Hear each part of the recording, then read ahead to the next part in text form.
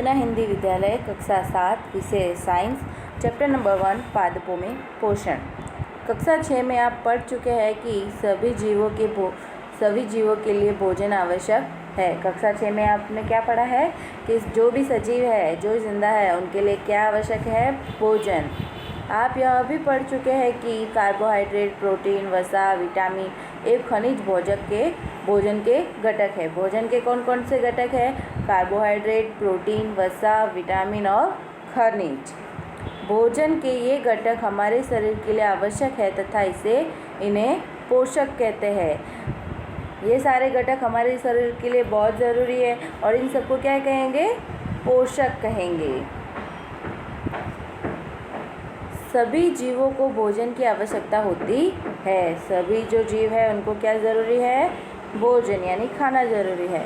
पादप स्वयं के लिए भोजन बना सकते हैं। जो पेड़ पौधे हैं वो अपना भोजन खुद ही बनाते हैं, परंतु मानव सहित कोई भी प्राणी अपना भोजन स्वयं नहीं बना सकता।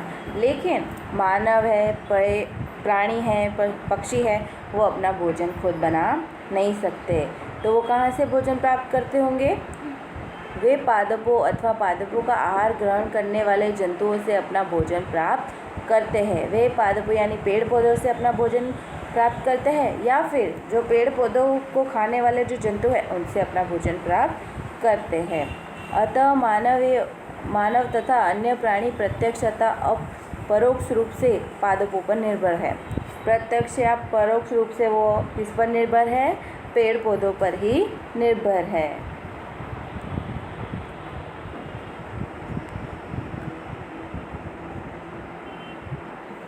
बूझो जानना चाहता है कि पादप अपना भोजन किस प्रकार बनाते हैं। तो ये बूझो है वो जानना चाहता है कि जो पेड़ पौधे हैं वो अपना भोजन खुद कैसे बनाते होंगे।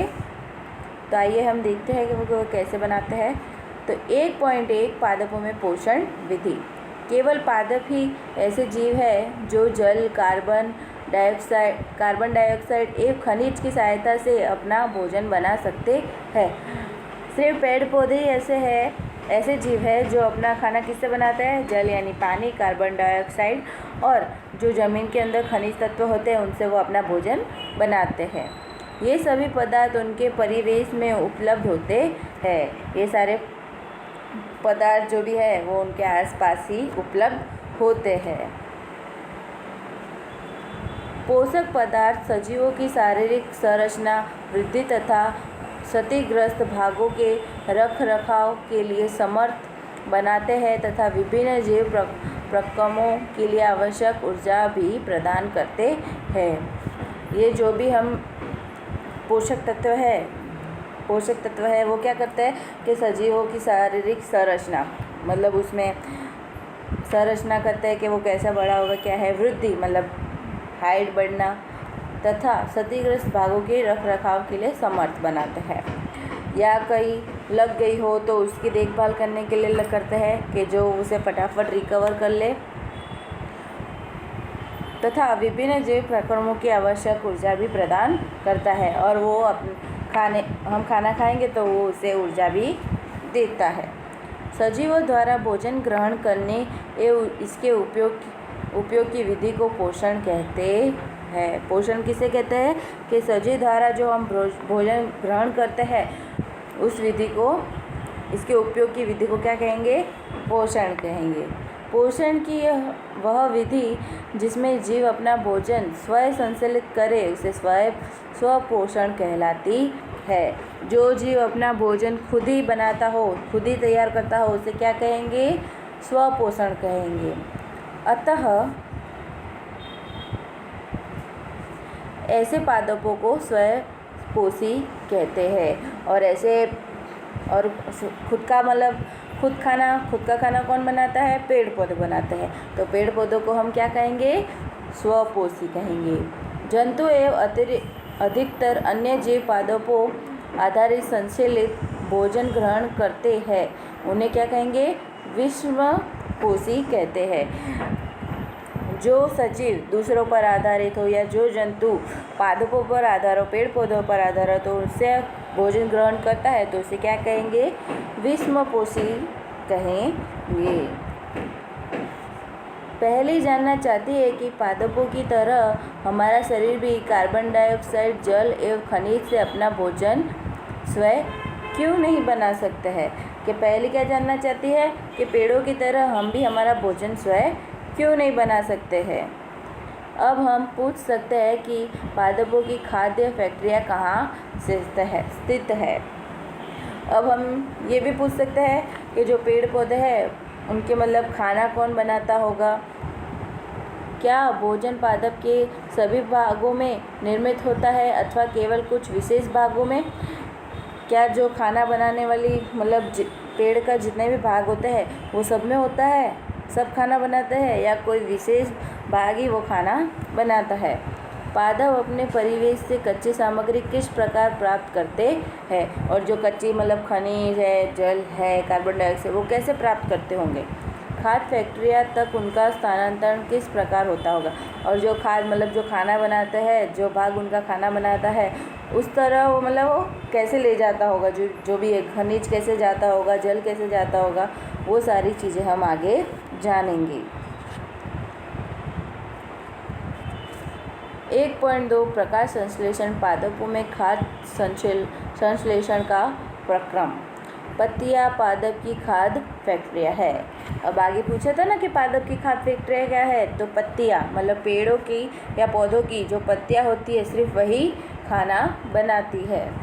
अतः सभी कच्चे पदार्थ पत्तियों तक पहुँचने चाहिए, और जितने भी कच्चे पदार्थ है जैसे जल है, खनिज है, जो भी है, कार्बन डाइऑक्साइड है, तो वो कहाँ पहुँचना चाहिए, पत्तियों तक पहुँचना चाहिए, क्योंकि वही खाना बनाती है। मृदा में उपस्थित जल एवं खनिज जड़ द्वारा अवशोषित किए जाते हैं तथा तने के माध्यम से पत्तियों तक पहुँचाए जाते हैं।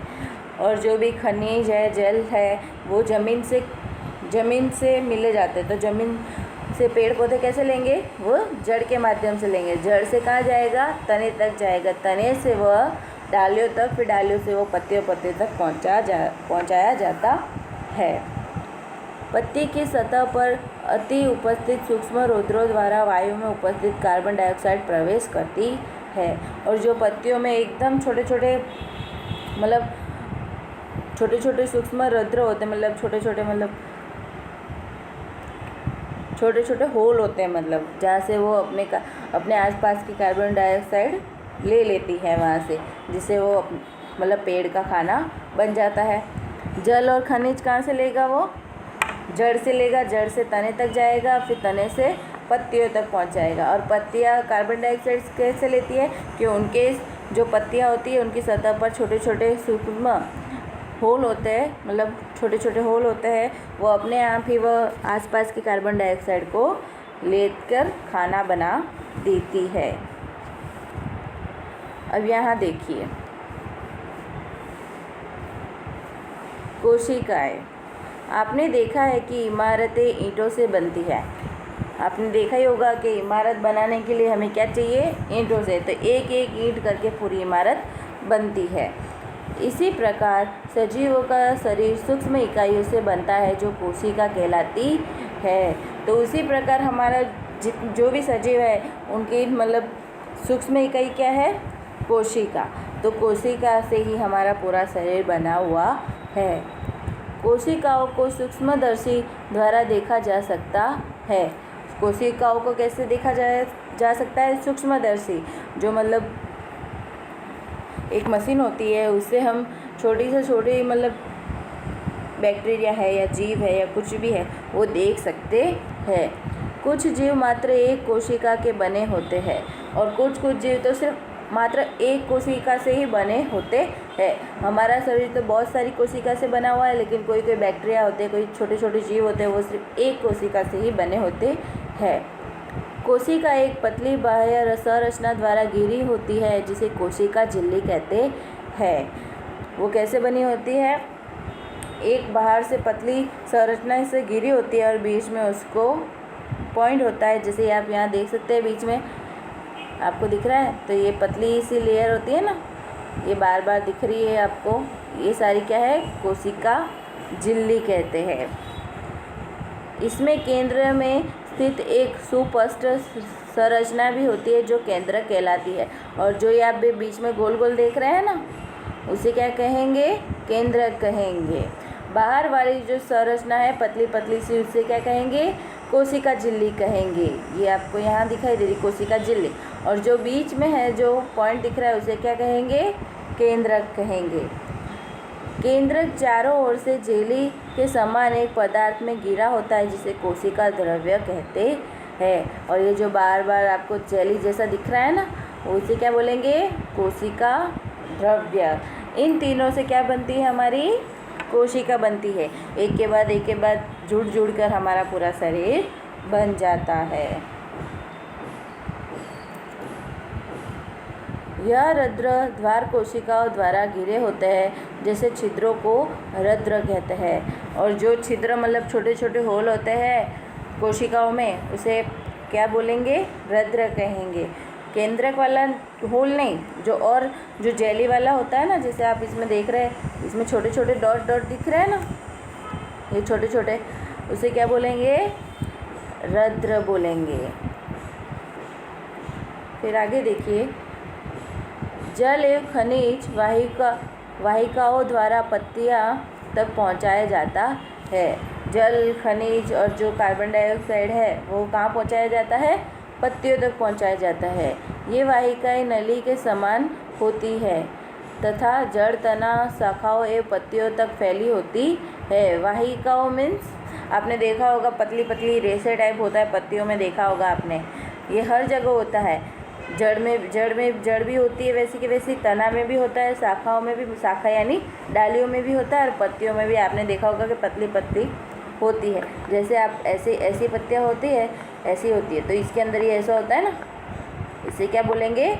वाहिकाएं बोलेंगे, जिससे वो सारा पत्तियों तक पहुंचाती है। पोषकों को पत्तियों तक पहुंचाने के लिए ये वाहिकाएं एक सतत मार्ग बनाती है। जितने भी पोषक तत्व है वो पत्तियों तक पहुंचाने के लिए क्या करती है? एक सतत मार्ग बनाती, सीधा सीधा मार्ग बनाती कि जल्द से जल्द वो वहाँ पत्तियों तक पहुंच जाए। पादपों में पदार्थों के परिवहन के विषय में आप अध्याय 11 में पढ़ेंगे। और जो पेड़ पौधों के पदार्थ है कैसे परिवहन करते, कहाँ तक क्या होता है, वो किस में पढ़ेंगे आप? अध्याय 11 मतलब पार्ट 11 में आप पढ़ेंगे। पहेली जानना चाहती है कि पत्तियों में ऐसी क्या विशेषता है कि वह खाद्य पदार्थों का संश्लेषण कर सकती है परंतु पादप के दूसरे भाग नहीं। कि पत्तियाँ क्यों वो मतलब खाना बना सकती है, सब पदार्थों का संश्लेषण कर सकती है, दूसरे भाग क्यों नहीं? तो आगे देखते हैं कि क्यों नहीं। पत्तियों में एक हरा वर्णक होता है जिसे क्लोरोफिल कहते हैं। पत्ते हरे होते हैं, हरा वर्णक होता है उसमें, इसलिए हमें वो हरे दिखाई देते हैं। उसे क्या बोलेंगे? क्लोरोफिल बोलेंगे।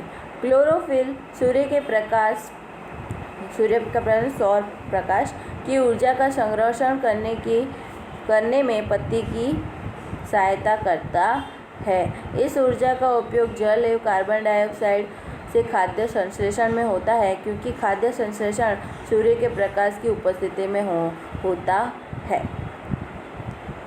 अब क्या बोला गया है कि पत्तियाँ ही क्यों? तो पत्तियाँ इसलिए कि पत्तियों में जो हरा वर्णक होता है, जो क्लोरोफिल होता है, उससे क्या होता है कि जो सूर्य का प्रकाश होता है, जो सूर्य की किरणें होती है, वो डायरेक्ट पत्तियों के ऊपर जाती है। और जो पत्तियाँ होती है वो क्या करती है? क्लोरोफिल के माध्यम से वो पूरी ऊर्जा संग्रह कर लेती है। और संग्रह करने के बाद वो जो कार्बन डाइऑक्साइड होती है, जो खाद होता है या पानी होता है, उन सब का संश्लेषण करके खाना बनाती है।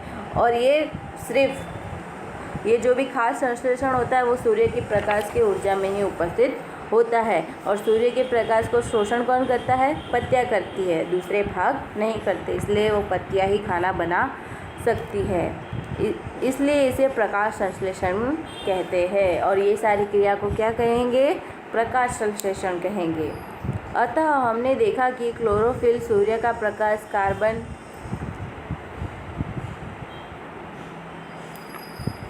कार्बन डाइऑक्साइड एवं जल प्रकाश संश्लेषण के लिए आवश्यक है।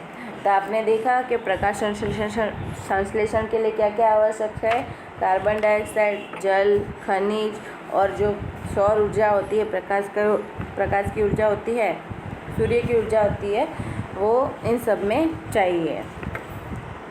इस पृथ्वी पर यह एक अद्वितीय प्रक्रम है। पत्तियों द्वारा सौर ऊर्जा संग्रहित की जाती है तथा पादपों में खाद के रूप में संचित हो जाती है। अतः सभी जीवों के लिए सूर्य ऊर्जा का चरम स्रोत है।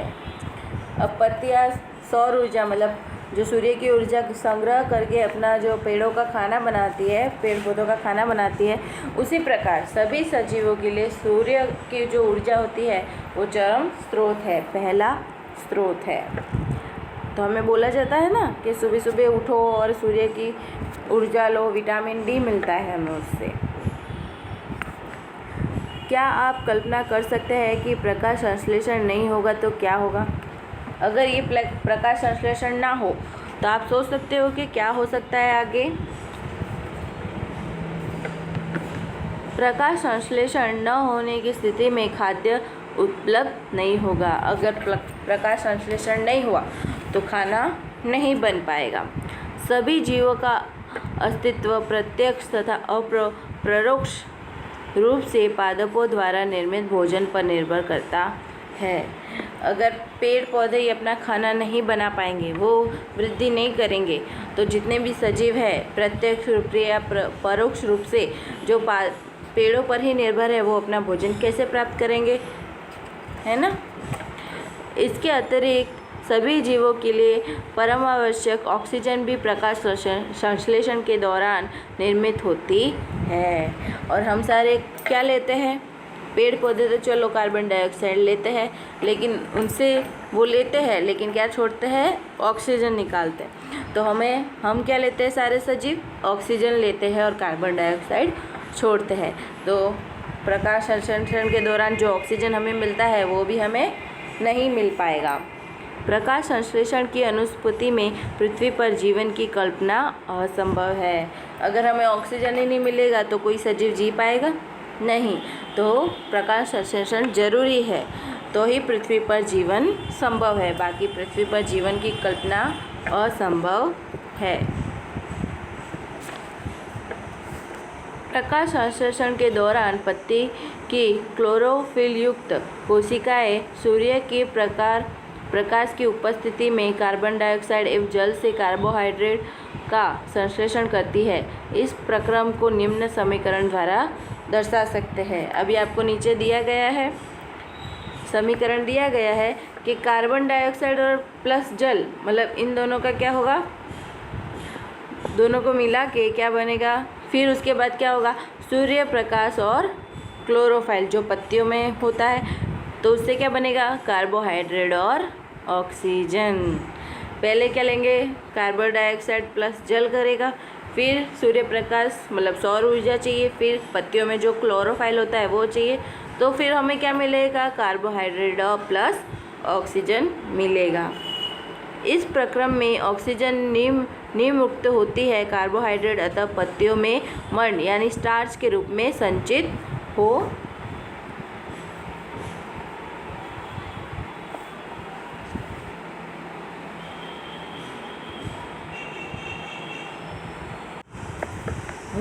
जाते हैं। पत्ती में स्टार्च की उपस्थिति कार्बन संश्लेषण प्रक्रम का संपन्न होना दर्शाता है। स्टार्च भी एक प्रकार का कार्बोहाइड्रेट है। ऑक्सीजन तो चलो पेड़ पौधे निकाल देते हैं, मुक्त कर देते हैं उसे, लेकिन जो कार्बोहाइड्रेट है वो क्या करते हैं, पत्तियाँ अपने अंदर स्टार्च के रूप में अपने अंदर ही रखती है। और स्टार्च एक प्रकार का क्या होता है, कार्बोहाइड्रेट ही होता है। जैसे आप नीचे एक चित्र देख सकते हैं कि इसमें क्या है, एक पेड़ पौधा है कि इसकी ये पत्ती है, बराबर। तो इससे क्या सौर ऊर्जा मिलेगी, इधर से पानी मिल गया, खनिज तत्व मिल गए, और क्लोरोफाइल तो पत्तियों के अंदर होता ही है, और छोटे छोटे छिद्रों से वो कार्बन डाइऑक्साइड भी ले लेती है, और इन सब को लेकर वो क्या करती है, ऑक्सीजन बाहर छोड़ देती है, और जो कार्बोहाइड्रेट होता है वो पत्तियों में ही रख देती है, क्योंकि उनसे वो स्टार्च बनाती है।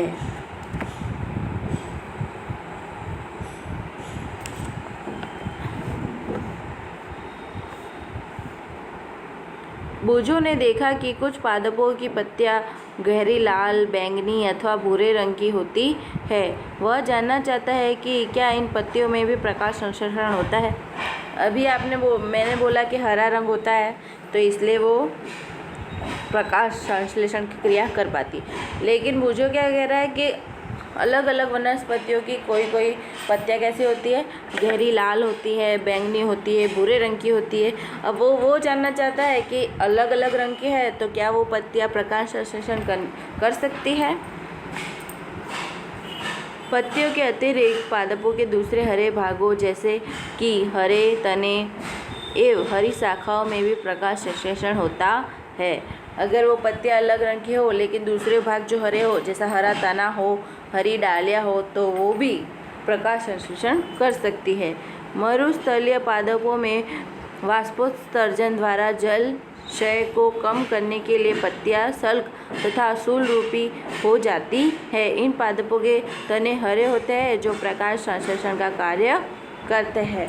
और मरुस्थलीय मतलब जहाँ बारिश नहीं होती हो, कम होती हो, जैसे रेगिस्तान है, तो उसमें कौन से पादप होते हैं, पेड़ पौधे कौन से होते हैं, कैक्टस होते हैं, जो कांटे वाले होते हैं ना वो। तो उनमें देखना पत्तियाँ नहीं होती है, तो वो कैसे करते होंगे, अपना खाना कैसे बनाते होंगे। तो उनके जो भी कैक्टस देखा होगा आपने, पूरा हरा होता है ना, तो वो अपना खाना उस तरीके से बना लेता है। अब देखिए क्रियाकलाप 1.1। एक ही प्रकार के पादपों के 2 गमले लीजिए। आपको क्या करना है, एक ही प्रकार के 2 पौधे लेने हैं। एक को अंधकार अथवा काले बक्से में 72 घंटों के लिए रखें तथा दूसरे को सूर्य के प्रकाश में रखें। एक को क्या करना है, अंधेरे में रखना है जहाँ सूर्य की रोशनी ना पहुँचे, या कोई काले बक्से में रख दो 72 घंटों के लिए, और दूसरे को क्या रखना है, सूर्य प्रकाश में रखना है।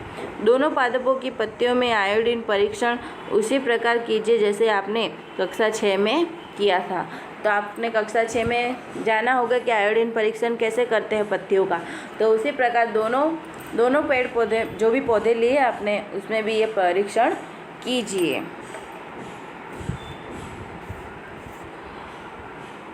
अपने अवलोकनों को नोट कीजिए। अब उस गमले को जिसे आपने अंधकार में रखा था 3-4 दिनों के लिए सूर्य के प्रकाश में रख दीजिए। अब जो भी होता है परीक्षण के बाद, तो वो आपको क्या करना है, अपनी नोटबुक में नोट करना है। फिर क्या करना है कि जो आपने अंधकार में रखा था ना, वो जो पेड़ 3-4 दिनों के लिए, उसे क्या करना है, सूर्य प्रकाश में रख दीजिए तथा पुनः इसकी पत्ती पर आयोडीन परीक्षण कीजिए। फिर वापस प्रकाश में रखा आपने, सूर्य प्रकाश में उसको, तो वापस उसका परीक्षण कीजिए। कौन सा परीक्षण करना है, आयोडीन परीक्षण। अपने प्रेक्षण अपनी नोटबुक में लिखिए। फिर क्या होता है वो भी आप अपनी नोटबुक में लिख सकते हैं। हरी पत्तियों के अतिरिक्त अन्य वर्ण मतलब रंग की पत्तियों में भी क्लोरोफिल होता है।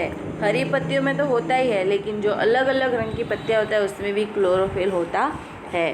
परंतु इन पत्तियों में उपस्थित लाल, भूरे अथवा अन्य वर्ण क्लोरोफिल के हरे रंग का प्रच्छादन कर देते हैं, अर्थात ढक लेते हैं, मतलब उसको ढक लेते हैं।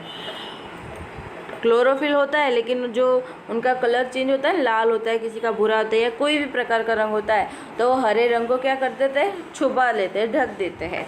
इन पत्तियों में भी प्रकाश संश्लेषण होता है। भले अलग अलग रंग हो तो भी उसमें प्रकाश संश्लेषण होता है। आपने गीली दीवारों पर तालाब अथवा ठहरे हुए जलाशय में हरे अवपंकी काई जैसे पादप देखे होंगे। आपने देखा होगा ना, कभी कभी बारिश में मिट्टी के जो दीवारें होती है, या कोई भी दीवारें जो गीली दीवारें होती है, उसमें हरी हरी काई छा जाती है। या तालाब में आपने देखा हो, या कहीं ठहरा हुआ पानी होता है तो उसमें पूरा हरा हरा छा जाता है, उसे क्या बोलेंगे, काई बोलेंगे। ये सामान्यतः कुछ जीवों की वृद्धि के कारण बनते हैं, जिन्हें शैवालय कहते हैं। वो किसके लिए होता है कि कोई बैक्टीरिया होता है, कोई जीव होता है, उसकी वृद्धि के कारण वो बनते हैं, और उन जीव को क्या बोलेंगे, शैवालय कहते हैं। क्या आप कल्पना कर सकते हैं कि इनका रंग हरा क्यों होता है? इनमें क्लोरोफाइल होता है जिसके कारण ये हरे दिखाई देते हैं। शैवाल भी प्रकाश संश्लेषण द्वारा अपना भोजन स्वयं बनाते हैं। क्या आप कल्पना कर सकते हैं कि इसका रंग हरा क्यों होता है? क्या इसमें क्लोरोफिल होता है? क्या वह प्रकाश संश्लेषण से भोजन बना सकता है खुद का?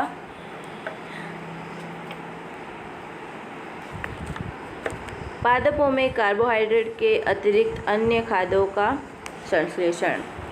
अभी आपने पढ़ा कि प्रकाश संश्लेषण प्रक्रम द्वारा पादप यानी पौधे कार्बोहाइड्रेट का संश्लेषण करते हैं। अभी आपने पढ़ा ना कि प्रकाश संश्लेषण के दरमियान जो कार्बोहाइड्रेट मिलता है वो क्या कर देते हैं, पेड़ पौधे अपने अंदर ही संश्लेषण मतलब ले लेते हैं। कार्बोहाइड्रेट कार्बन हाइड्रोजन एवं ऑक्सीजन से बनते हैं। कार्बोहाइड्रेट किससे बनता है? एक तो कार्बन से और एक हाइड्रोजन से और तीसरा क्या है? ऑक्सीजन से। ये तीनों को मिलकर क्या बनता है? कार्बोहाइड्रेट। इनका उपयोग खाद्य के अन्य घटकों के संश्लेषण में होता है। इसका उपयोग किसमें होता है कि खाना बनाने के लिए कोई और दूसरे जो घटक होता है उनका संश्लेषण करने के लिए होता है। परंतु प्रोटीन नाइट्रोजन पदार्थ है जिसमें कार्बन, ऑक्सीजन व हाइड्रोजन के अतिरिक्त नाइट्रोजन भी होती है। पादपों को नाइट्रोजन कहाँ से प्राप्त होती है? अब पहले क्या देखा था? कार्बन डाइऑक्साइड होती है, ऑक्सीजन होता है, कार्बोहाइड्रेट होता है। अब कार्बोहाइड्रेट कैसे बना? कार्बन, ऑक्सीजन और हाइड्रोजन से। अब क्या बोला है कि नाइट्रोजन भी होती है। अब वो कहाँ से आती है वो हम देखेंगे आगे। याद कीजिए, वायु में नाइट्रोजन गैसीय अवस्था में प्रचुर मात्रा में पाई जाती है। अब याद कीजिए कि हवा में ज़्यादातर क्या पाया जाता है? नाइट्रोजन। जो हवा होती है उसमें ज़्यादातर क्या पाई जाती है? नाइट्रोजन। परंतु पादप इसका अवशोषण इसी रूप में नहीं कर सकते। मिट्टी में कुछ विशेष जीवाणु होते हैं जो गैसीय नाइट्रोजन को उपयोगी यौगिकों में परिवर्तन कर मृदा में निमृत करते हैं। लेकिन जो पेड़ पौधे हैं जो नाइट्रोजन नहीं लेते, उसका अवशोषण इसी रूप में करते हैं कि जो मिट्टी के जो जीवाणु होते हैं अंदर वो क्या करते हैं? नाइट्रोजन से अपना यौगिकों का परिवर्तन करते हैं और उसको मृदा के रूप में निमृत मतलब उसको जमीन के अंदर छोड़ देते हैं। यह विलेय पदार्थ पादपों द्वारा जल के साथ अवशोषित कर लिए जाते हैं। फिर ये जो भी मिश्रण होता है तो पेड़ पौधे क्या करते हैं? जल के साथ उसको छोड़ देते हैं, ज़मीन में मतलब छोड़ देते हैं पानी के साथ। संभवतः आपने देखा है कि किसान अपने खेतों में उर्वरक तथा खाद डालते हैं जिनमें नाइट्रोजन पदार्थों की प्रचुरता होती है। अभी आपने देखा होगा किसान क्या डालते हैं? खाद डालते हैं, उसमें ज़्यादातर क्या होता है? नाइट्रोजन पदार्थ होते हैं। इस प्रकार अन्य संघटकों के साथ पादपों की नाइट्रोजन की मांग की आपूर्ति हो जाती है। कि वो क्या करता है? ज़मीन को अच्छे से रखता है, इसलिए तो किसान खाद में भी नाइट्रोजन की मात्रा ज़्यादा होती है। तो इस प्रकार आप देख सकते हैं कि नाइट्रोजन की मांग बहुत ज़्यादा होती है। इसके पश्चात पादप खाद्य के अन्य संघटकों जैसे प्रोटीन या वसा का संश्लेषण करते हैं। और ऐसा नहीं है कि नाइट्रोजन ही है, दूसरे प्रकार के भी जैसे प्रोटीन है, वसा है, उनका भी संश्लेषण वो करते हैं। 1.3 पादपों में पोषण की अन्य विधियाँ। कुछ पादप ऐसे भी हैं जिनमें क्लोरोफिल नहीं पाया जाता। कोई पेड़ पौधे ऐसे भी है कि जिसमें क्लोरोफिल नहीं होता है। वे भोजन स्वयं संश्लेषित नहीं कर सकते, तो वो अपना भोजन क्या करते हैं? खुद का नहीं बना सकते। क्लोरोफिल होगा तो ही वो प्रकाश संश्लेषण मतलब प्रकाश की ऊर्जा ले पाएगा, वरना भोजन नहीं बना सकते हैं वो। वे कैसे जीवित रहते हैं तथा वे पोषक किस प्रकार प्राप्त करते हैं? वो कैसे जिंदा रहते होंगे और वो कैसे अपना पोषक मतलब कैसे अपना खाना बनाते होंगे? मनुष्य एवं अन्य प्राणियों की तरह ये पादप भी अपने पोषण के लिए अन्य पादपों पर आधारित निर्मित खाद्य पर निर्भर होता है। जैसे प्राणी और मनुष्य है पेड़ पौधों पर निर्भर है, वैसे ही वही पादप दूसरे पादपों पर, मतलब वही पेड़ दूसरे पेड़ों पर निर्भर होता है। वे विषमपोषी प्रणाली का उपयोग करते हैं। मैंने आपको बताया था ना आगे भी कि जो पेड़ पौधों पर निर्भर होता है विषमपोषी कहते हैं, तो ये भी क्या कर रहा है, विषमपोषी प्रणाली का ही उपयोग करता है। चित्र 1.5 को ध्यान से देखिए। क्या आपको एक वृक्ष के तने एवं शाखाओं से लिपटी रस्सीनुमा पीले रंग की संरचना दिखाई देती है? ये अमरबेल का पादप है। इसमें क्लोरोफिल नहीं होता है। ये अपना भोजन इस पादप से प्राप्त करते हैं जिस पर ये आरोहित होते हैं। जिस पर ये आरोहित होते हैं वह पादप परपोषी कहलाता है। क्योंकि अमरबेल जैसे पादप परपोषी को अमूल्य पोषकों से वंचित करते हैं, अतः इन्हें परजीवी कहते हैं। अभी आप नीचे देख सकते हैं कि देखो आपको ये दिख रहा है ना कि ये पेड़ है, लेकिन ये पीली पीली जो आपको दिख रही है, हर जगह दिख रही होगी आपको पीली पीली, ये जो बेल होती है उसे क्या बोलेंगे हम?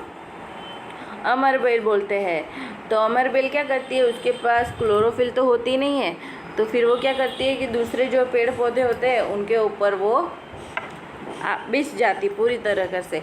और वो जैसे ऊपर ऐसे बिछ रही है ना, आपने देखा है कि ये पूरी तरह आपको दिख रही है, तो वो क्या करती है, जो ये पेड़ है उनका जो भोजन बनता है वो उनसे ही वो भोजन ग्रहण कर लेती है। जो ये पेड़ है उसे हम क्या बोलेंगे? उसे हम क्या कहेंगे? परपोषी। क्या बोलेंगे? परपोषी, कि ये दूसरों को दे रहा है। और जैसे अमरबेल है उसे क्या बोलेंगे हम? परजीवी, कि वो दूसरों पर आधारित है।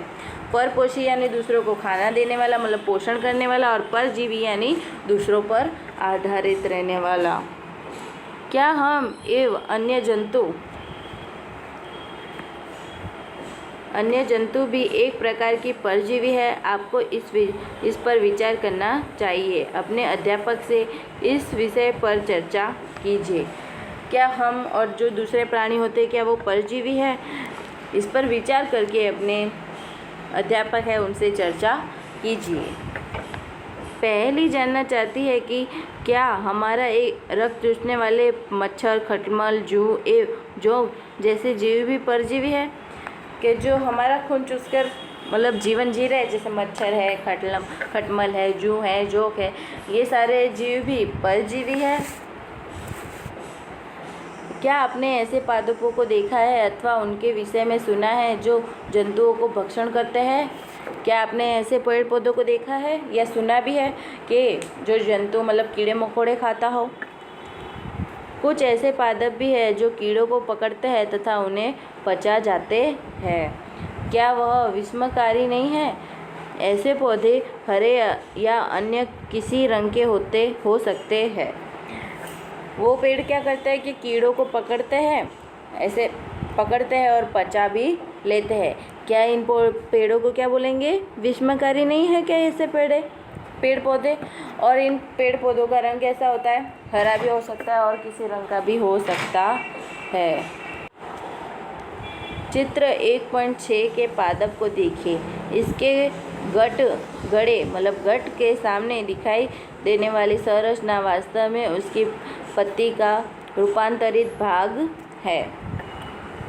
तो आप नीचे देख सकते हैं कि इसमें क्या है, ये वाला जो है ना, ये क्या है? पत्ती है उसकी। तो ये इधर क्या बैठेगा? जो भी कीड़ा आएगा या मच्छर आएगा वो यहाँ बैठेगा, और जब वो बैठेगा तो उसमें से क्या निकलती है? लार्वा निकलती है। तो वो वहाँ से हिल भी नहीं सकता, और ये फट लगकर ये जो ढक्कन दिख रहा है ना, ये वो बंद हो जाएगा, और जब तक वो कीड़े को पचा नहीं सकता है वो तब तक खुलेगा नहीं। और जब वो कीड़ा पच जाएगा तो वो वापस ढक्कन खुल जाएगा कि कोई दूसरा कीड़ा उसके ऊपर आकर बैठे। क्या आपने ऐसा पेड़ कहीं देखा है? देखा है तो प्लीज़ मुझे बताइएगा। पत्ते का शीर्ष भाग घड़े का ढक्कन बनाता है। आपने देखा होगा ये कि ढक्कन है। घड़े के अंदर अनेक रोम होते हैं जो नीचे की ओर ढकेले रहते हैं अथवा अधोमुखी होते हैं। जब कोई कीट गड़े में प्रवेश करता है तो यह उनके रोम कहाँ होते हैं, जो आप देख रहे हैं ना, ये इसके अंदर होते हैं।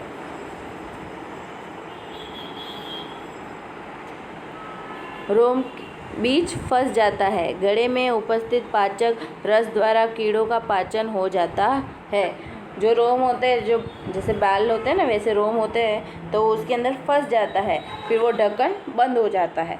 तो फिर वो क्या होता है, उसमें से एक रस निकलता है जिससे वो जो कीड़ा होता है उसका पाचन हो जाता है। कीड़ों का भक्षण करने वाले ऐसे पादप कीटभक्षी पादप कहलाते हैं। जो दूसरे मतलब कीड़े मकोड़े खाते हैं, ऐसे पेड़ पौधों को क्या बोलेंगे, कीटभक्षी पादप। वीनस फ्लाई ट्रैप तथा सनड्यूल कीटभक्षी पादपों के दो अन्य उदाहरण है। ये पेड़ों के नाम है, मतलब पौधों के नाम है ये दो, कि ये कौन से पौधे हैं, कीटभक्षी पौधे हैं। इनके बारे में जानकारी प्राप्त कीजिए। इन दो को मतलब इन दोनों के नाम लिखिए और इनकी जानकारी प्राप्त कीजिए कि ये कैसे करते होंगे। भुजो भ्रमित है। यदि गठपर्णी हरा होता है और प्रकाश संश्लेषण संपादित करता है तो यह कीटों का भक्षण क्यों करता है। कि भुजो हैरान है कि गठपर्णी हरा होता है तो ये प्रकाश संश्लेषण से अपना खाना क्यों नहीं बना सकता, वो कीड़ों को ही क्यों खाता है। क्या यह संभव है कि इस प्रकार के पादपों को मृदा से वे सभी पोषक नहीं मिल पाते जिनकी लिए उनकी आवश्यकता है। क्या ये संभव है कि ये जो पेड़ है, कीट भक्षक पेड़ है, तो वो अपने पोषक उनसे प्राप्त नहीं कर सकते, जो प्रकाश संश्लेषण से प्राप्त करते हैं वो उनके लिए पूरा नहीं होता, इसलिए वो कीड़े मकोड़े खाते हैं।